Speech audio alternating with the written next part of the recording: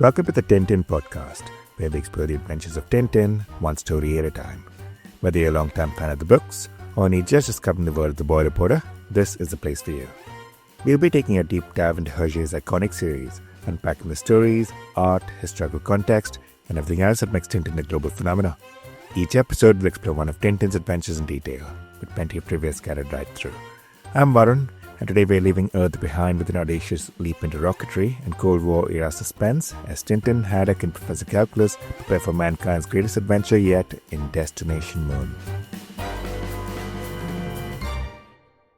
Joining us in this rocket ride are three of the old crew, Louisa, Derek, and Srihari. Hi there. Good day, everyone. All right. You've especially been looking forward to these adventures, haven't you, Srihari?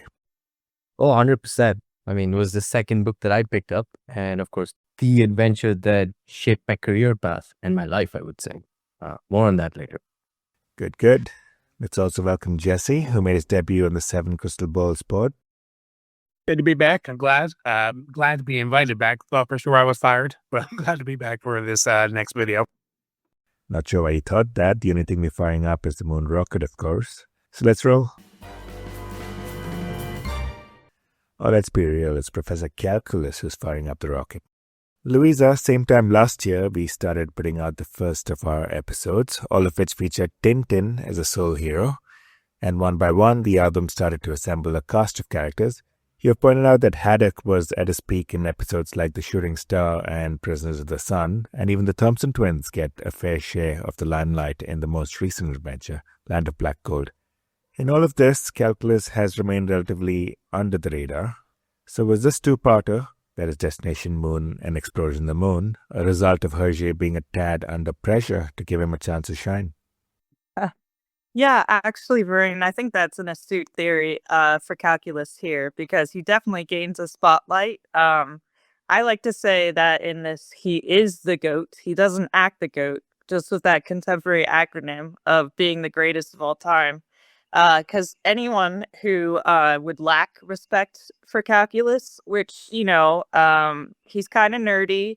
He has a delicate little stature and he's absolutely deaf. I think they would bow down to his courage and his intellect in this one, even just reading part one. And I think through Calculus, we can marvel at the talent and foresight that Hergé had regarding scientific advancements of the future. More on that later as well. Sure. Derek? Firstly, I must take umbrage with Louisa's point about Calculus being definitely deaf. Apparently he's not. He's just hard of hearing. But anyway, Hergé wrote this particular story in 1953, when he finally shed his baggage from World War II, given that he had some collaboration with the occupying powers of Germany and the Nazis. So in this particular story, moving away from a lot of politics, he took Calculus as a character, developed him into a full character, right? I mean, he's human when he exploded with anger at Captain Haddock's acting the goat insult. He showed sadness when he had to blow up his prototype. He showed his leadership to his fellow astronauts when they prepared for launch. So I think he was really developed as a nice character in this book.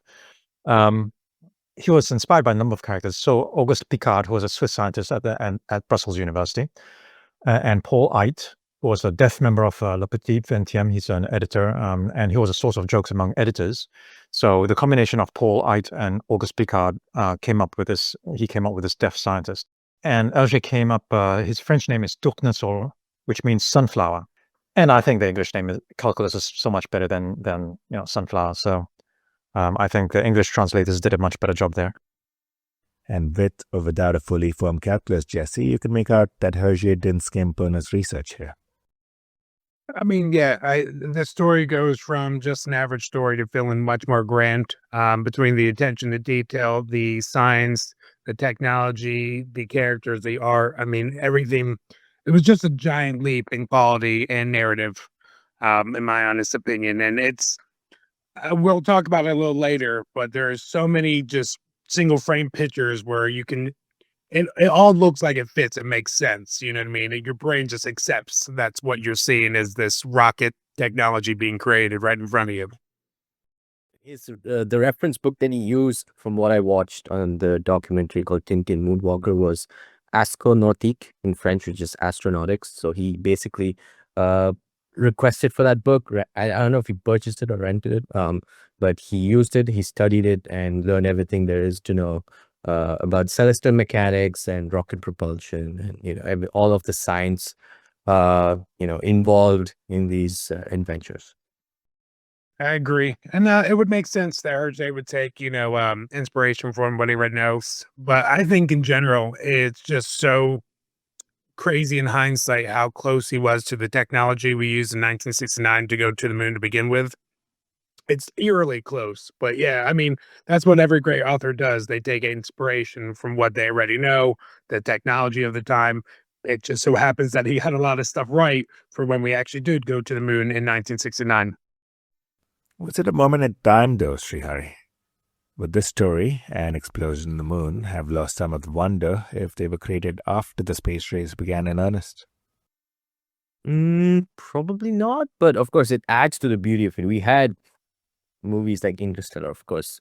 Uh, it came out before, like 5 years before we saw what a black hole looks like. Got an actual image of it, but it still involved interstellar, even intergalactic space travel, which humanity hasn't achieved yet. We haven't traveled beyond the moon. So yeah, I guess if you were to think of that, then yeah, maybe. But I do think, of course, the beauty of all of it, all of this, is that they were all written before any space mission launched. And going back to it, I think there was a paper submitted or published last year on caves existing on the moon, and they did reference explorers on the moon and how they depicted caves on the moon. So it has become sort of a cult classic amongst the space community. There are not a lot of people who aren't aware of these adventures. So yeah, I do agree that maybe if they were written before the Sputnik, the Apollo missions, probably would have not been the same. Another thing I picked up from the Moonwalker documentary was that they drew parallels between the various Apollo missions and what happens in Explorers on the Moon. I reserve that for the following episode. But yeah, all of these things can be done in hindsight and probably wouldn't have been done if that weren't the case. So. And Derek, we know that starting with this book, Hergé had some help in the form of Studios Hergé.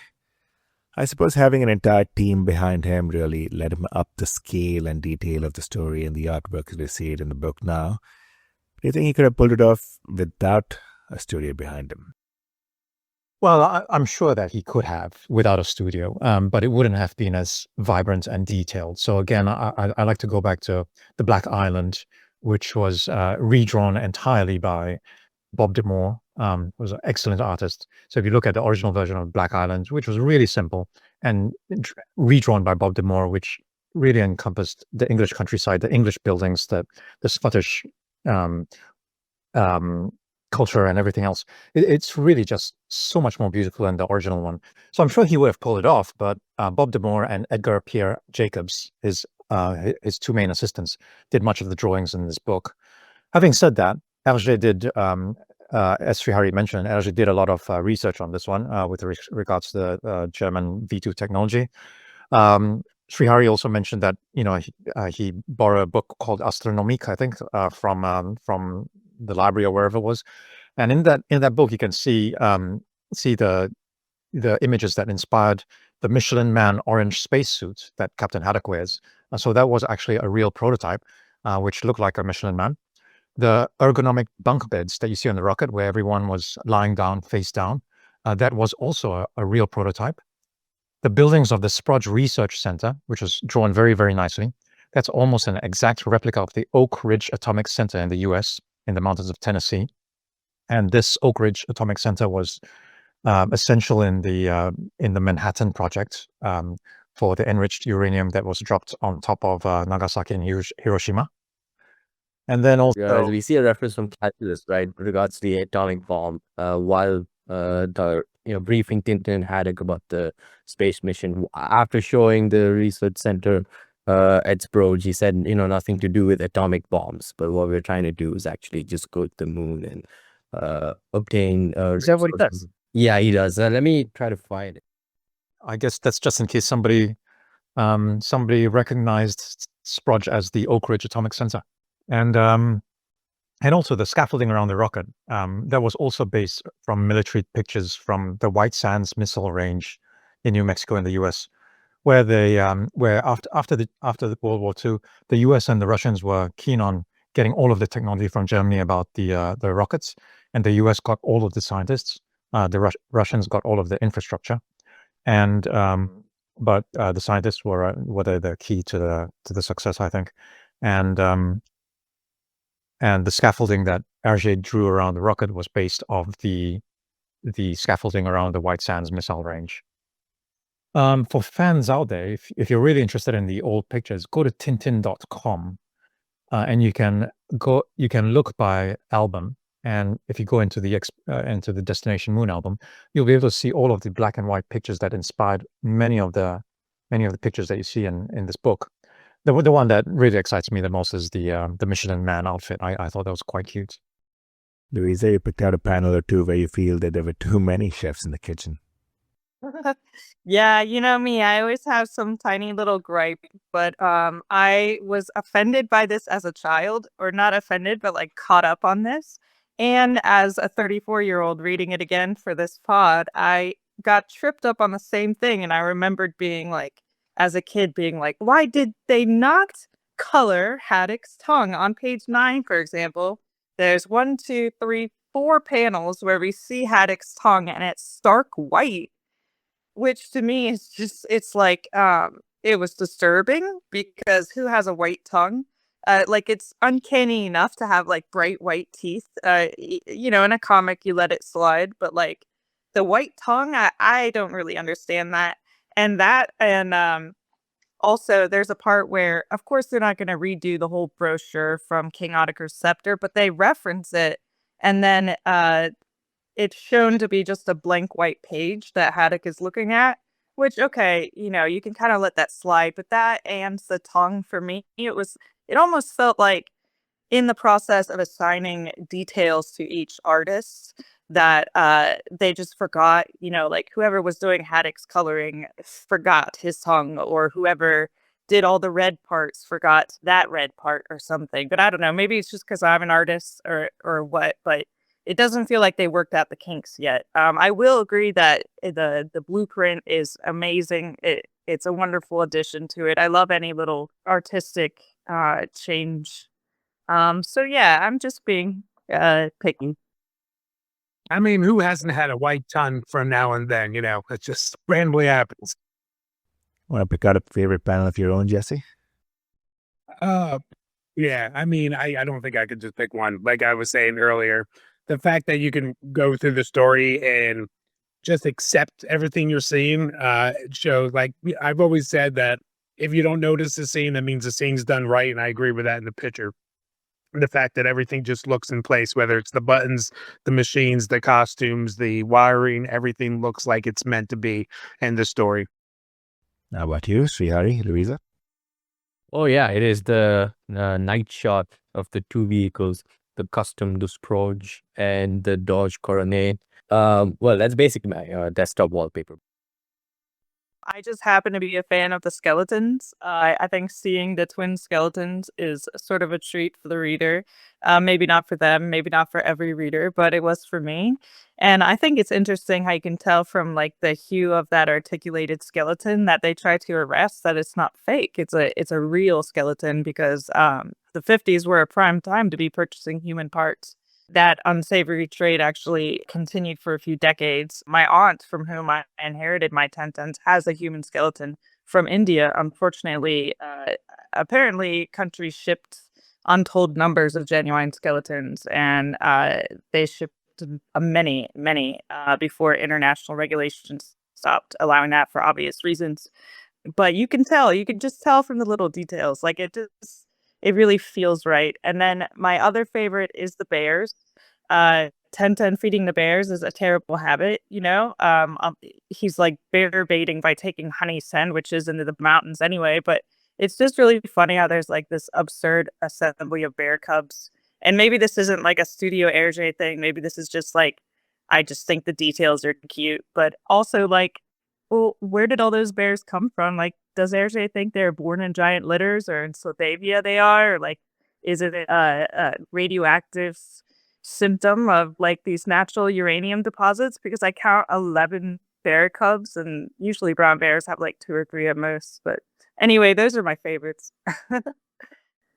And Derek, we know you'd rather pick cars over bears. And back in the car special, you pointed out that although this was an Eastern European country, there were only American cars around.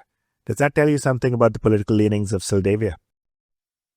Yeah, that's a really interesting question. I think it certainly does. So let's go back again to what Syldavia was supposed to be. I think Hergé meant Syldavia to be one of the Yugoslavic countries or Slavic countries, the Balkan countries perhaps, Montenegro, Serbia, or something like that. And at that time, most of these Eastern European countries were aligned with the Soviet Union, and they developed their own cars. So you might recall the Yugo, which was a Yugoslav car, or the Skoda, which was a Czechoslovakian car. But Moldavia clearly doesn't have much of their own cars. They don't have a car manufacturing facility apparently, and so they must have had a healthy trade with the West. And I can prove this also because not just because of the U.S. model cars and one French Renault, but even the parts of the rocket were sourced from Germany and in Oberkochen. That's not really. I don't think that's a real town, but it's a German town anyway. So it clearly indicates that Syldavia was more aligned with the West, importing the cars and importing the parts for the rocket. So surely, and you compare this to their arch nemesis Borduria, which you might see in, and if you go to the Calculus affair, Borduria manufactured their own cars. Every single car had a curvy mustache on the front of it, called a curvy tache. And you can see that Borduria is very, very much aligned with the Eastern European countries and manufacture their own make. One thing I did want to point out, of course, as a Novak Djokovic fan, I do like the Balkan connect with, these adventures taking place on Earth, of course, in Syldavia, which, like Derek mentioned, it was meant to mimic or mirror Montenegro. I remember reading Montenegro. And yeah, it used to be Serbia and Montenegro, and then all of these countries used to be Yugoslavia at one point. So yeah, I guess, all one and the same. So yeah, just wanted to throw that out there. Yep, the Balkans, stretching from Greece to nearabouts Slovenia, I think. Anyway, Srihari, we know that you like your rockets and your time has come. We'd love for you to weigh in on the science of all of this. How accurate you define the details around things like the conversion of uranium to plutonium, the idea of a trial rocket launching from indoors, and the astronauts blacking out during liftoff. What rang true and what felt like a stretch? Right. Yeah. Of course, there's much more to delve into in Explorers, but yeah, from what we see in this adventure, the atomic pile I think was quite accurate. Like I said, I'm not an expert in nuclear physics, but from what I read back in the day, just to confirm if this is scientifically accurate or not, turns out it is. Secondly, launching from indoors, yeah, that is where I would say was quite the stretch. I mean, considering how much of fuel is involved and how much noise is involved during an average launch, like to launch at indoors, and seemed to be quite a cramped space as well. So I think, yeah, that would raise some questions and eyebrows there. Blanking out during liftoff, this is something, of course, maybe we could let slide because, of course, no human beings launched to space, so we didn't really know what the procedure would be, how the astronauts would be trained for space flight. Turns out they go through all of this rigor to be prepared for launch to space, and like being able to handle that escape velocity of what's it, 11.7 something meters per second, if I'm not mistaken. Yeah, and I think so. For the long story short, the atomic pile I think was accurate. Blacking out, not exactly accurate, because even the G force is controlled in rockets when astronauts launch into space. So, but I would excuse it to some extent. And yeah, in launching from indoors, that's definitely something where we put the spotlight on and think, okay, yeah, this is not entirely accurate.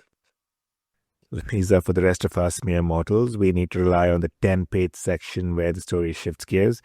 I'm talking about the acting the goat sequence with Calculus, which gives us a tour of the moon rocket itself, and which is, of course, followed by Haddock's attempts to revive a stricken Calculus. A peak Tintin scene, arguably? Yeah, I mean, it's really hard to pick. There are a lot of great scenes in Tintins, but I would say of all the years thinking back to my childhood, the one scene that I loved the most and the one scene that I loved the most as an adult rereading the series thus far has been this acting the goat sequence. It's just unbelievably funny.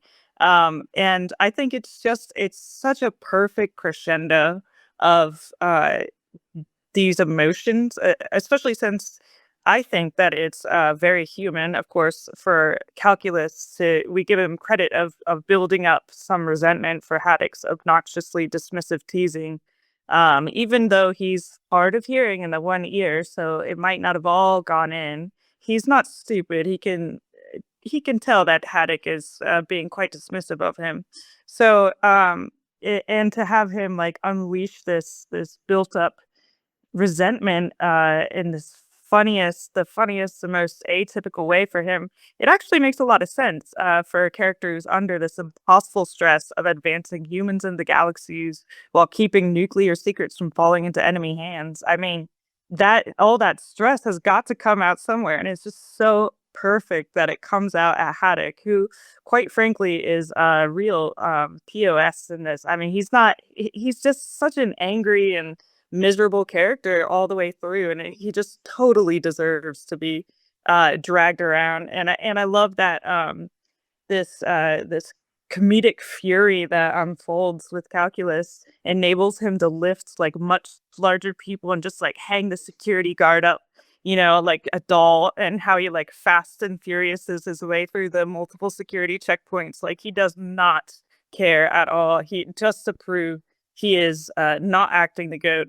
Uh, yeah, Haddock is never leveled quite so satisfyingly as in this scene, and it made me laugh out loud just as much as when I was a kid. So that's why I always come back to it as just probably my favorite in all of the books. Srihari, you obviously agree. Yeah, 100%. Also think that was where Calculus, you know, comes into being who he actually is, or we see a completely different side to him. I mean, yeah, sure, he is shown as the lead of this adventure from the beginning. Yeah, he's the one taking them on the tour, and obviously Wolf takes them on a tour of the atomic pile because Calculus is busy initially, but he talks to them about the mission and his plans, and you know, talks about Calculon, and then there's also also there was some clumsiness added to it where he throws away a bunch of he throws away the plans for XFLR 6, thinking they were old newspapers. So still adding that touch of Calculus as we know him. But yeah, he that was a snapping point. I mean, he's usually Haddock's comments towards him slide by because well, he's hard of hearing, or let's not say deaf, I guess, because it was clarified towards the beginning that at the beginning that he's hard of hearing only in one ear. But yeah, Calculus was like, yeah, enough is enough. Let me show him, the actual body of work as to what's happening. And the drawings are also beautiful. The way Calculus's beard just like spikes up. I love that. And yeah, and the way he showed, and even that obviously that portrait of the moon rocket while it's being constructed. I think, of course, that was just another byproduct of the studios, or like the adventure being built ground up from the studios, the first one to be done. So yeah, that's definitely the best part for me. And of course, some comic relief towards the end of that long sequence of Calculus falls after warning Haddock multiple times, like, watch the hatch behind you. And then he himself falls when he's being, I think, accosted from the center. Yeah, report to the center immediately for his behavior, I would assume. Or unruly behavior, something you would never ever expect from a man like him. So yeah, completely different side and just so well executed. It doesn't feel like it was unnecessary or felt off-putting at all. I think I really loved it. Speaking of completely different sides, Jesse, we end up seeing, spoiler alert for one book later, a completely different side to Wolf as well as the book goes on and on to the next venture. It's time to ask the big question. Would a first-time reader spot any red flags around this character in this story? There are a few hints sprinkled in there for the sharp-eyed among us. I mean, I'd say first-time readers, I would say you definitely miss it. I mean, coming back, hindsight 2020, you can actually see the nervousness. He's always there when some things go wrong. But yeah, at least for me, reading it the first time.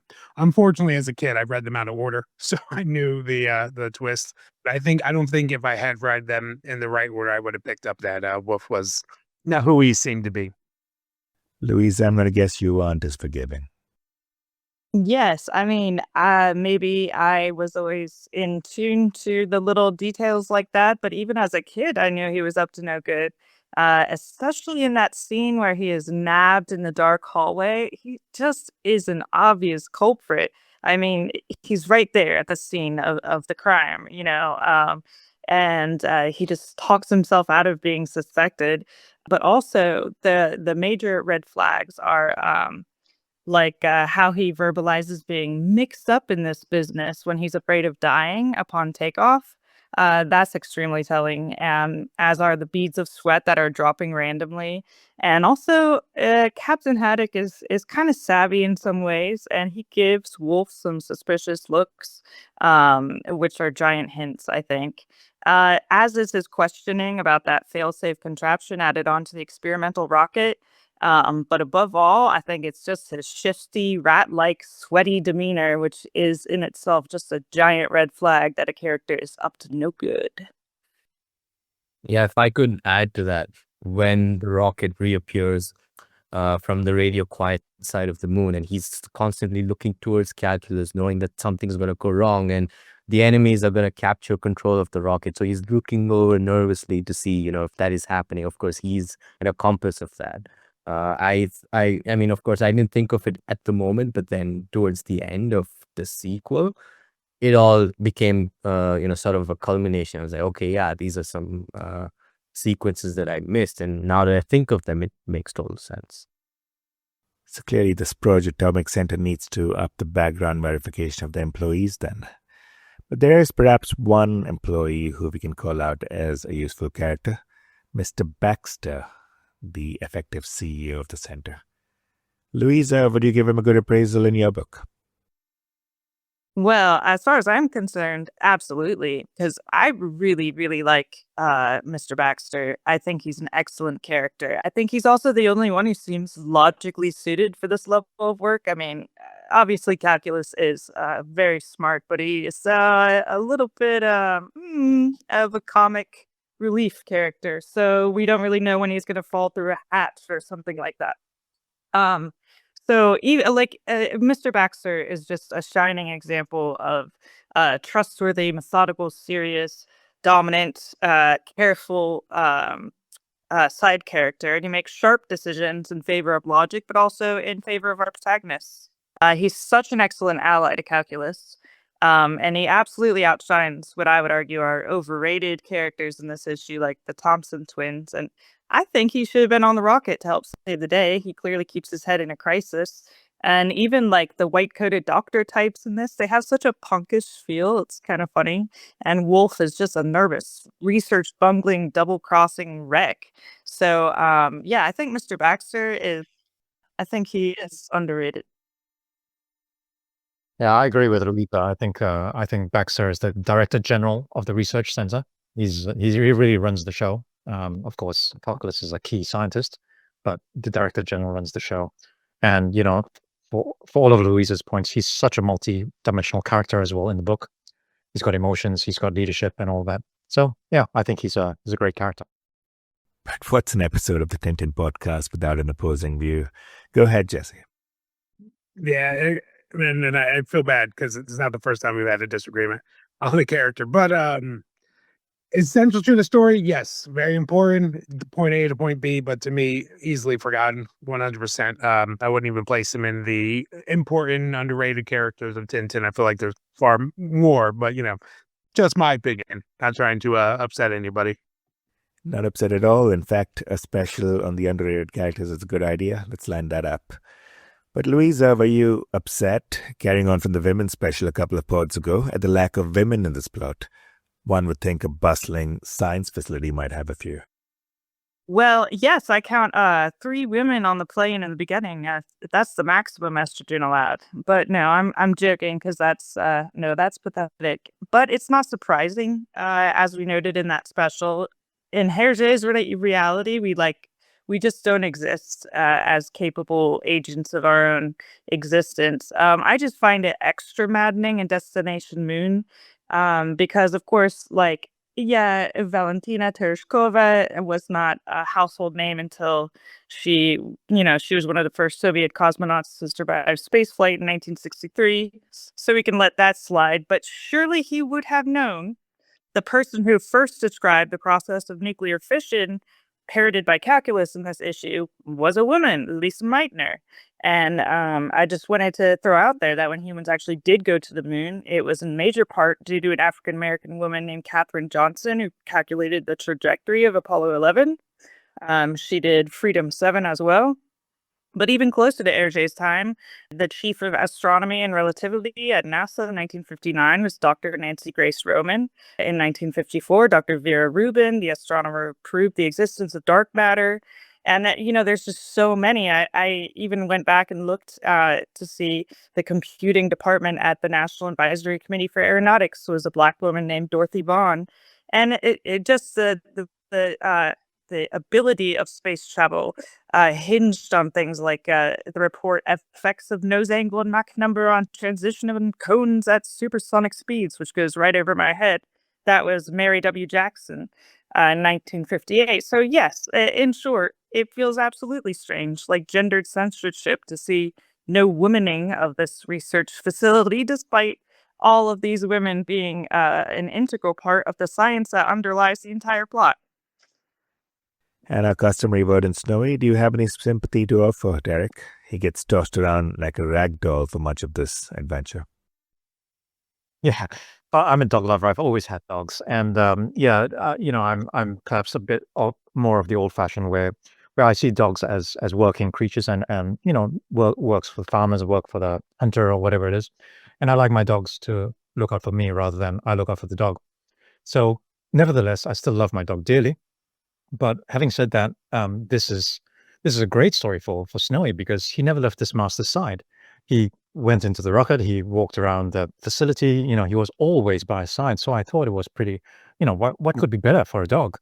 And not only that, it could be worse. I mean, calculus could have put him on the XFLR6, just like Laika, just to see how mammals survived in outer space. If I were calculus, I probably would have done it and said, well, then maybe that would have been a nice, subsection of 5 pages saying why it should be done. But anyway, I'm glad calculus made it back from the moon. Sorry, not calculus. Snowy made it back from the moon alive, and I thought if he was the only dog that walked on the moon, so it's a great adventure for him. And before we move on to the questions, Jesse, for a book titled Destination Moon, we hang out here on Earth for all of the 62 pages. Do we have the right to get a little impatient? Of course, in your case, you did mention offhand that you read Explosion on the Moon first, so there's that. Yeah, so as a kid, you can ultimately see the disappointment going the other direction, seeing the moon adventure and then seeing the science. As an adult, I appreciate it so much more. But yeah, as a kid, it was a bit of a letdown. And I was very confused because I thought as a kid they were two separate moon adventures, not realizing it's a continuation kind of situation. But yeah, besides the goat scene, like we've said earlier, as a kid, I was pretty disappointed to read it out of order like that. But I do appreciate it now. You need that science to get to the eventual space story. What about you, Siari?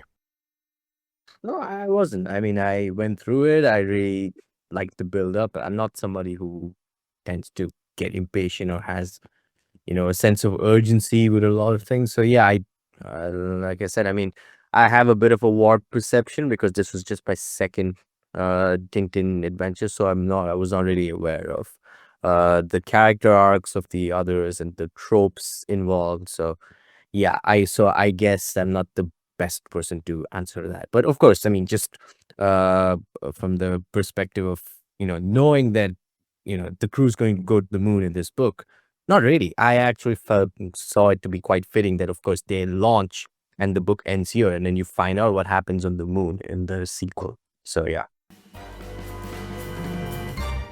So it's time to open up the mailbag. Srihari, somebody says, although I love the Ellipse and Nelvana adaptations, I find the one for Destination Moon one of the weaker entries. There are too many parts chopped off and it's quite scattered compared to the book. Do your speakers agree? I agree. I love the movie.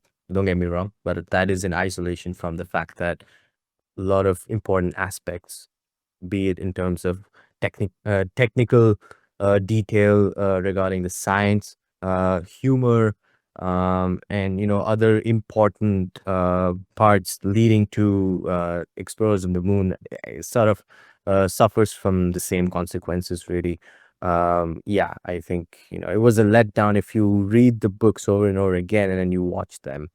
I was excited as a kid nonetheless because I did want to watch a movie adaptation. Of course, the Belgian ones were much significantly worse, I should say. But yeah, I would say 20 years later, bit disappointing, definitely. Louisa, does a nation have to be a nuclear power to launch a space program? Well, again, I'm not a rocket scientist, but no, a nation does not have to be a nuclear power. As far as I understand it, solar power and other types of chemical combustion are effective. However, nuclear fission, I do believe, is how a compact craft can be more manageable just from like briefly looking it up. But yeah, no, you wouldn't have to be a nuclear power to launch a space program.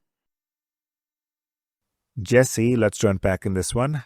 Who exactly made that mysterious phone call to Haddock at Marlinspike? And was the guy sitting ahead of them on the flight to Syldavia the same person revealed later as the villain? And did he only hatch the plot once he overheard the conversation on the plane?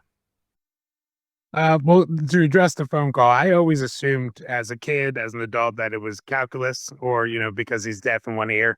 I don't want to get that thing mistaken. It was somebody on his behalf.